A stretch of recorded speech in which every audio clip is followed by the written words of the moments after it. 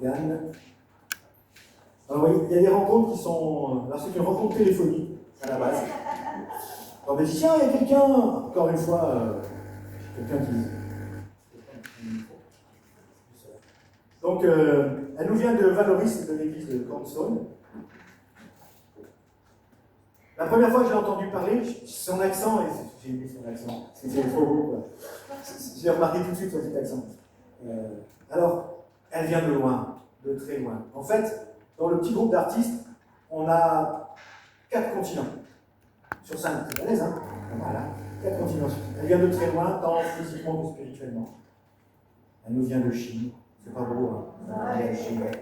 Et c'est suite à une révélation qui a transformé sa vie. Le Seigneur lui a demandé de s'exprimer par l'art. C'est ce qu'elle a fait. Et je vous demande d'accueillir le témoignage de Morgane.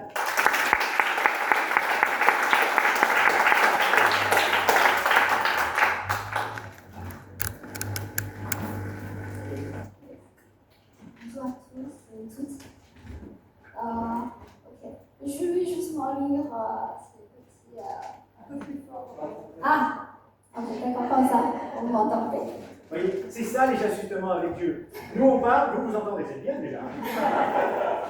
Ah, comme ça c'est bon? Oui. Ok, let's go.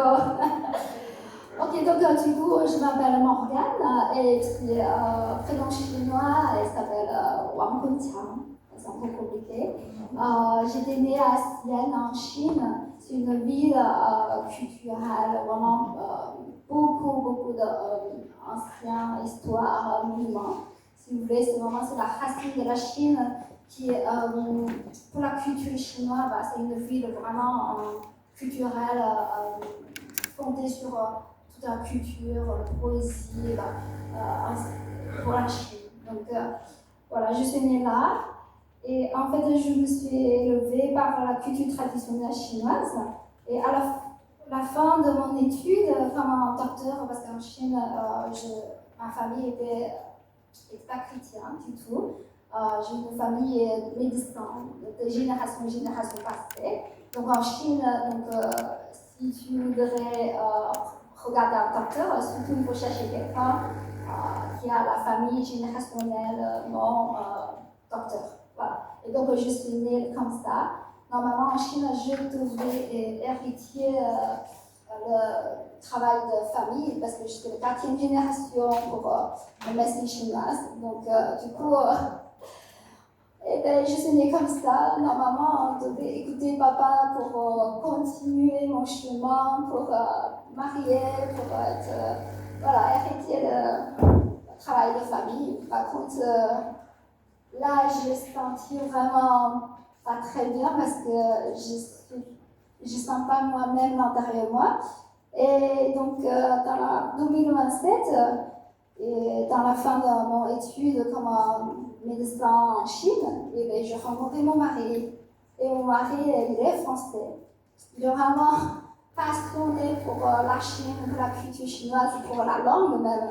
C'est impressionnant. Et il est venu de la France jusqu'à ma ville, parce que ma ville est très fermée. Normalement, il y a un proverbe qui dit la fille de cette ville est sienne qui ne se marie pas avec quelqu'un ailleurs. Donc vraiment, c'est extraordinaire notre histoire comme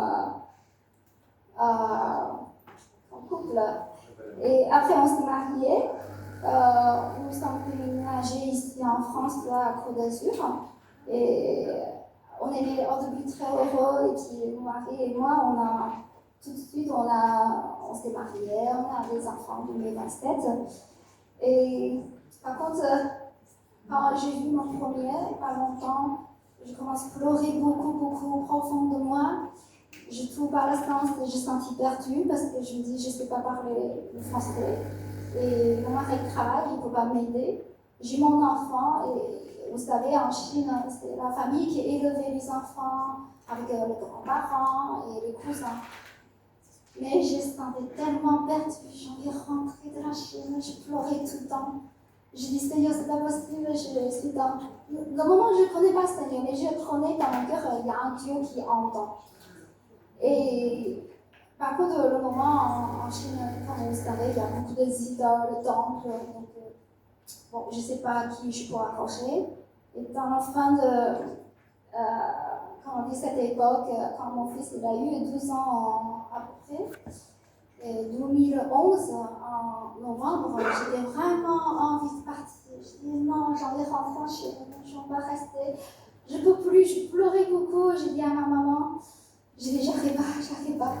Et le moment où j'ai rencontré une chinoise chrétienne dans un restaurant. Et dans la fin de notre conservation, et puis elle m'a parlé de foi, elle m'a parlé de Jésus, elle m'a parlé de travail. Je dis, c'est quoi ça? J'ai jamais entendu ça en Chine. J'ai dit, bon, ok. Et puis elle m'a invité pour aller dans une église chinoise à Simier. Et donc, du coup, j'ai dit, ok, d'accord. Le lendemain, je suis allée avec elle, même avec mon mari et mon fils. Et je suis vraiment, le moment où je me dis, ok, d'accord, je vais rentrer dans cette église, je vais voir qu'est-ce qui se passe. Et simplement, c'est justement une famille, c'est-à-dire il y a un père, il y a sa femme, avec 4 enfants, avec le cousin, avec leur dondo, avec leur, vraiment leur famille. C'est justement une famille, trentaine de personnes. Et là, je dis, waouh, ok, d'accord, ça c'est l'église, ça a l'air sérieux. Et je dis, ok, d'accord, c'est justement un bâtiment. Je dis, ok, bah, il n'y a pas d'écran, mais il y a quelqu'un qui est devant, diriger tout le monde. Et après, le moment où on commence à chanter la louange et l'adoration, devant moi, il n'y a pas de musique, il n'y a pas de musique, il n'y a pas de studio, il n'y a rien, il y a juste un groupe de famille, 30 personnes. Et devant moi, il y a un fer. Je me souviens très bien, si vous voulez voir, le fer, il n'est pas grande taille, il est petite taille. Et puis, pas comme ça, pas, presque pas. Mais le moment où on commence à louer, chanter, et là, il commence à chanter en chinois, il dit la croix de Golgotha. Quand il a dit cette croix, et tout d'un coup, je pleurais, je bouleversais, je pleure. Je dis oui, je dis Jésus, tu es mon sauveur, je ne sais même pas pourquoi. Et là, le moment, c'est très fort avec moi parce que je sentais du ciel jusqu'à terre, il y a un cascade d'eau qui tombait sur moi. Je pleurais. Je dis oui, Jésus, tu es mon sauveur. Je pleurais. Et personne ne comprend pourquoi, mais moi je ne sais pas parce que c'est quelque chose d'étrange. C'est incroyable. Et donc, du coup, comme vous savez, dans la fin, j'ai accepté Jésus. Et maintenant, je comprends. C'est Dieu lui-même qui m'a baptisé. Comme on a dit dans la Bible que Seigneur Jésus cherchait le brebis qui est perdu. Le moment où vraiment j'étais perdue. Et après, je suis sortie de l'église. Et puis j'ai eu une joie inexprimable. J'ai dit, j'ai la joie. Et mon mari m'a dit, ça va? J'ai dit, oui. J'ai la joie. Je lui ai dit, tu n'es pas fait pour moi. Je dis, voilà. Et puis parce que j'ai entendu Saint-Esprit m'a dit, Dieu m'a dit, regarde ton mari, il n'est pas fait pour toi. Wow. Je dis, ok, j'étais émue d'amour. Après la Chine, pour moi, c'est justement, ok, c'est justement distance, c'est rien. Donc maman elle est là. Parce que j'ai comme une petite fille. Et comme vous savez, après 4 mois, je suis passionnée de Jésus, comme Joël qui dit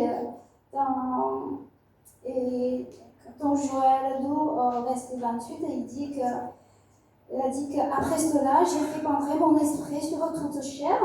Vos fils et filles prophétiseront, vos vieillards auront des songes et vos jeunes gens des visions. Et la parole de Dieu est vraiment véritable. Après le pardon de cet Saint-Esprit, j'ai plein de songes, j'ai des visions, je prophétise. Et vraiment, gloire à Dieu. Comme la Bible dit que si quelqu'un qui est en Christ est une créature, les choses anciennes sont passées, voici, toutes les choses sont devenues nouvelles.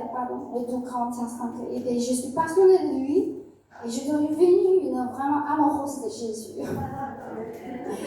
Et donc, du coup, je parle de lui, je l'aime, je chante.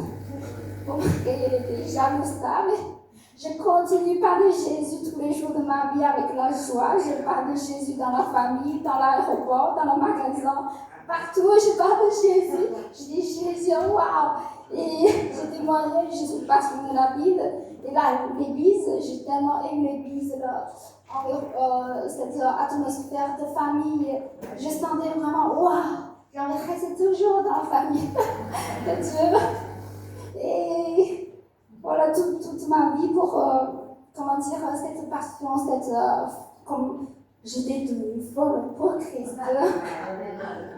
Donc il n'y a pas de sens pour l'humanité. Comme la Bible, Paul il a dit, s'il est vraiment que nous sommes insensés, c'est pour Dieu que nous le sommes. Mais si nous sommes dans notre bon sens, c'est pour vous. De Corinthiens 5:13. Après, je continue de prier, continue la Bible. Et je demande, Seigneur, j'ai envie d'être baptisée par l'Esprit de Dieu, le feu, parce qu'on dit dans Actes, Paul il a dit, je parlais beaucoup de langues, même langage des anges, j'étais curieux, j'ai envie de parler langue. Et je demandais, je priais vraiment 4 mois après, cette dans l'Esprit, je suis dans un grand assemblée de jeunesse chrétienne. Un miracle, et dès que je rentrais, ils sont en train de louer, c'était un grand assemblée. Je ne sais pas combien de personnes j'ai oublié, mais ils sont tous des Chinois de l'Europe, des jeunes gens, vraiment des jeunesses. Je suis rentrée dedans, tout en pouce, dans l'esprit m'a baptisée, je prie à moi.